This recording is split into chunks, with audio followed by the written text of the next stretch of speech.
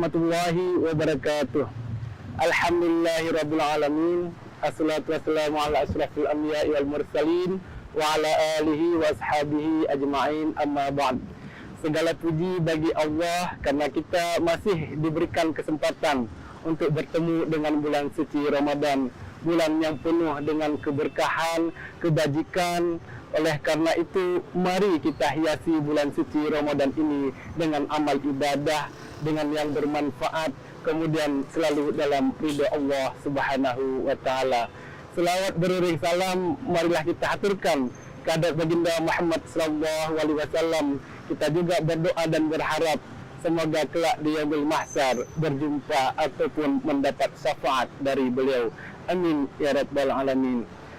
Hadirin pemirsa yang dimuliakan oleh Allah Subhanahu wa taala, di antara hikmah bulan suci Ramadan adalah kita dalam sebuah keluarga bisa kita tanamkan untuk hidup disiplin, yaitu sebagaimana yang tercermin dan terlihat dalam makan sahur bersama, kemudian juga kita tidak lagi makan, tidak lagi minum ketika imsak tiba, kemudian juga kita tidak berbuka puasa sebelum sirine berbunyi tanda berbuka puasa. Ini artinya adalah kita diatur oleh waktu, dalam artian kita dalam hidup ini penghargaan terhadap waktu harus tinggi. Oleh karena itu kita tidak boleh menyia-nyiakan waktu begitu saja. Kemudian jangan lama-lama nongkrong di warung kopi, karena itu adalah menghabiskan waktu secara sia-sia. Hadirin pemirsa yang dimuliakan oleh Allah Subhanahu wa taala. Kemudian di antara hikmah yang lain adalah bahwa kita dalam keluarga yaitu dididik untuk hidup sederhana, kemudian hidup hemat, jauh dari sikap mubazir, jauh dari sikap boros yang tidak diridhoi Allah Subhanahu wa taala. Bayangkan saat ini adik-adik kita begitu selesai lulus ujian nasional, dia sebagai ungkapan rasa syukur, mereka itu dengan bukan mahramnya coret-coret baju di belakang, di depan sambil teriak na'udzubillah. Nah, melalui bulan suci Ramadan ini kita tanamkan nilai-nilai dalam keluarga bahwa kita jika selesai melakukan aktivitas itu harus bersyukur kepada Allah Subhanahu wa taala, bukan sebaliknya. Hadirin hadirat sedang jamaah yang dimuliakan oleh Allah Subhanahu wa taala. Kemudian jauh dari sikap hedon. Kita hidup ini harus sederhana. Sederhana berarti bukan yaitu miskin. Kita dalam umat Islam dituntut untuk kaya, karena kita dalam agama kita ada namanya yaitu kewajiban berzakat, kemudian menunaikan ibadah haji. Bagaimana kedua rukun ini kalau kita tidak memiliki material secara cukup? Hadirin hadirat sedang jamaah yang dimuliakan oleh Allah Subhanahu wa taala. Di samping nilai hidup sederhana, kemudian hemat, kita juga ada nilai-nilai kebersamaan dalam keluarga. Misalnya suami, istri dan anak ngumpul di rumah, berbuka puasa bersama, makan sahur bersama. Sehingga dalam kebersamaan yang cukup indah ini akan tumbuh nilai-nilai positif dalam sebuah keluarga.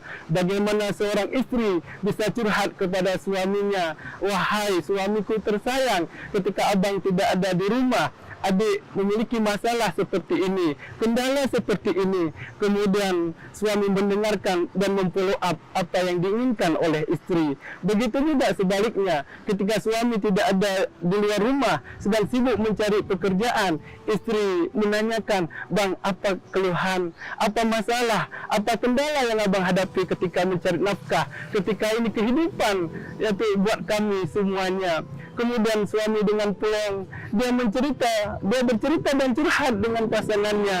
Kemudian anak pun begitu, anak bisa memberitahu kepada orang tuanya apa kendala yang dihadapinya selama sekolah, ketika kuliah, pelajaran apa yang dia tidak mampu dan tidak sanggup dia ikuti.